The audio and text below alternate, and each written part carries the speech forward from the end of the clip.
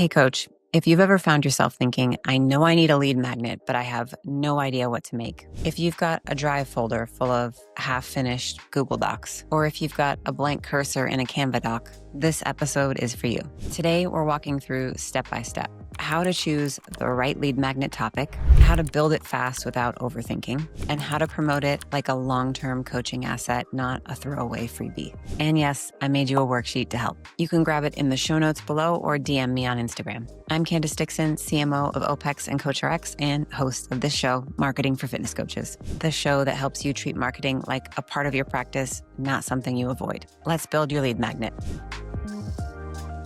A lot of people think about lead magnets as just a freebie I throw together. But in a trust-first business like coaching, your lead magnet is the first moment of impact, which means it has to be desirable, helpful, and reflect your coaching. Your lead magnet should solve a real problem that your ideal client is already aware of, and do it in a way that reflects your unique coaching style. The mistakes that most people make with lead magnets is that they make them way too broad. They solve for the wrong problem. And what's delivered feels kind of disconnected from the service they actually provide. But when it's done right, your lead magnet becomes the bridge from your content to building trust through real action and success to understanding your unique coaching style to booking a consult. So that's our goal for today. Now, if you want to download the worksheet and follow along as we go, please do.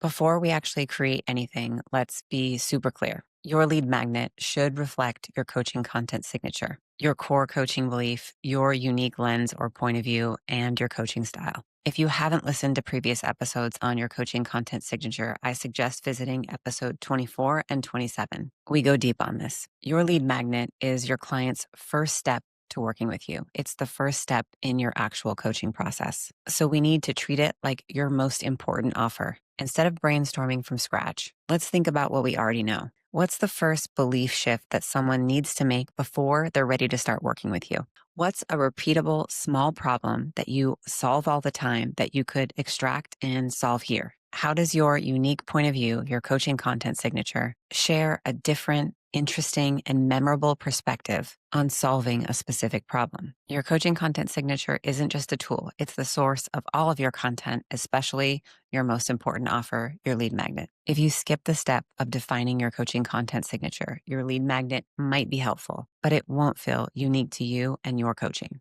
That's the difference between skippable and a must-have from the right lead. Now let's work on your actual lead magnet idea. An interesting place to start is to brain dump all of the ideas or the potential topics that your ideal client could be Googling at 10 p.m. when they probably should be sleeping, but they're either really excited about taking on a new fitness goal or they're feeling overwhelmed and confused. We want this topic to be super specific. We need to solve one clear problem. We want this solution to feel urgent. We need to address a problem they're feeling right now and help them solve it quickly. And it needs to be relevant. It should help them achieve a quick win, but then open their eyes to how much your coaching could help them. In the worksheet, I provided a number of questions that you can work through and use as exercises to help identify the best topic. You need to put your detective hat on and go back through consults, coaching conversations, comments that happen when you're reviewing workouts. Really dig into the mindset of your clients, the people that you work with already, and figure out what are they commonly asking you? Where are they struggling? What specific frustrations do they bring up to you all the time? As you're making notes, I want you to use specific words and phrases that your clients use. So as you're answering these questions in your notes, you might write down things like, I'm great for a few weeks and then I fall off. I really struggle with consistency.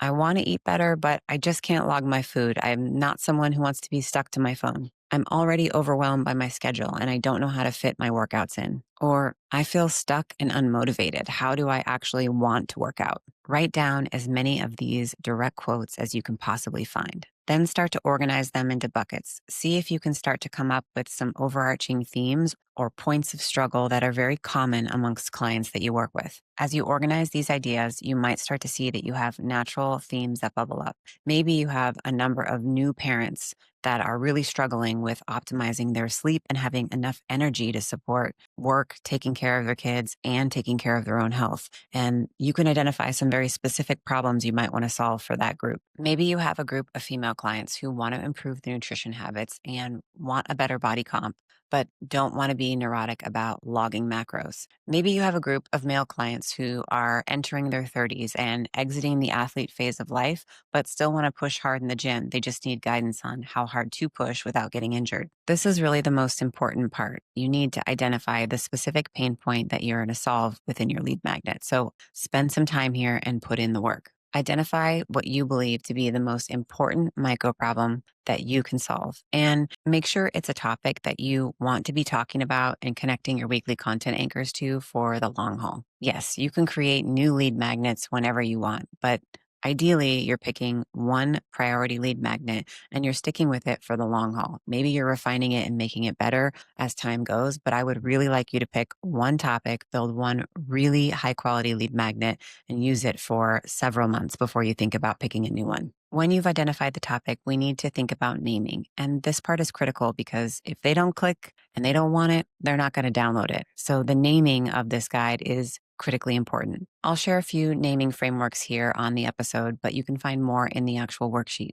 You can use a simple titling structure like how to, insert tiny transformation, for specific person. Or you could use a simple framework like insert desirable outcome without common frustration. Here are some examples using those titling structures based on some of the themes that I gave you as examples. For the new parent struggling with sleep and energy, you could create something like the new parent's evening routine checklist for better sleep and sustained energy. For the ladies wanting better nutrition without tracking, nutrition cheat sheet for busy women who hate tracking. The point is, we need to drill down and solve a tiny problem to help them achieve a quick win that will build trust and open the loop that your coaching will have real impact. I know it's tempting to just pack all of your knowledge into a massive PDF. It's normal to think, I want to make this epic and pack all my knowledge into it, but this needs to be simple and actionable. A one-page checklist or a short guide with a video from you will outperform a 30 to 50-page ebook packed with information. People are already on information overload. They're just looking for quick fixes to the problems they're experiencing right now. And if it's quick, they'll actually use it. And when someone completes something that you made them, it builds trust. So the structure inside your lead magnet doesn't have to be complicated.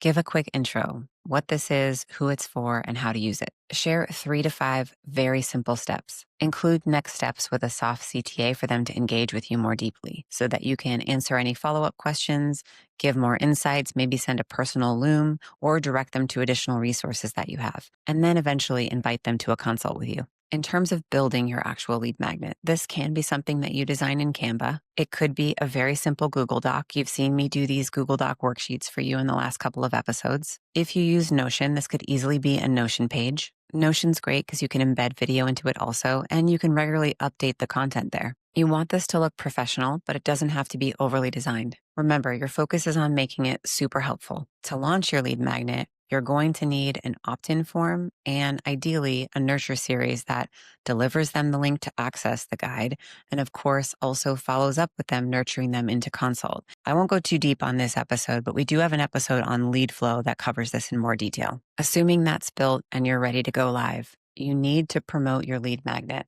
In the 5-part marketing system, I teach your weekly content anchor being the asset that is continually driving awareness and opt-in of your lead magnet. I also recommend that you regularly talk about your lead magnet in stories and that it's clearly accessible from a pinned post in your bio and the link in your bio. If you want to get fancy and set up DM automation, you could also use something like ManyChat to include story responses or comment with a certain keyword to trigger an automation and deliver the email capture and fulfillment of the lead magnet through something like ManyChat. But you could also do this manually. In fact, I even do this manually. Let's zoom in on some common mistakes that people make with lead magnets so that you can avoid them when you're creating yours. The first one we've touched on, and that's going too broad. Your topic needs to be clear, specific, and desired by your ideal client. Another common mistake is solving the wrong problem. Use real client conversations. Use the words and phrases that they're telling you, not just your ideas. Remember, put your detective hat on, do a little bit of research, spend some time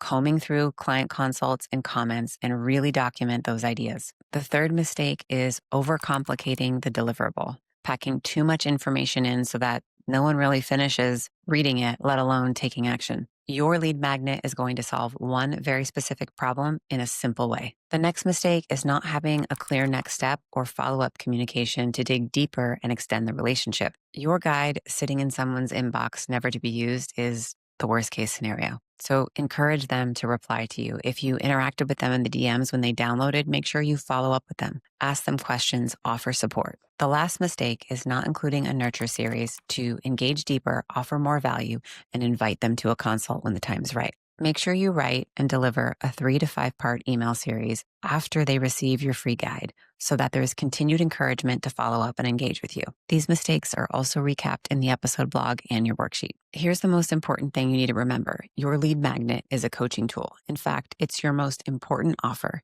It's the first moment that you have to coach someone and deliver real impact. It's your first opportunity to build trust, to give them a small win, to make a connection, and to leave them wanting more from you. Start with your coaching content signature so that what you're creating is uniquely you and actually coaches. Use your own client conversations to uncover real problems that your clients and potential clients are actually struggling with. Name your lead magnet like it matters. It's a product. Treat it like a product. Use your weekly content anchor to constantly invite people into your lead magnet and have your lead magnet visible in your pinned posts and in your link in bio. Your lead magnet is a fun creative project. You get to put on your investigator hat. You get to go through client feedback and comments and really understand the core pain points and the core struggles that your coaching solves. And then take that and use your coaching content signature to develop something that you feel truly proud of, that's unique to your voice, that represents your unique coaching style, and that really helps your potential clients solve an actual problem. I also wanted to mention that very early on when we started the show, I think it's episode 4, I did another episode on lead magnets, which covers slightly different points that you may want to go back to and revisit.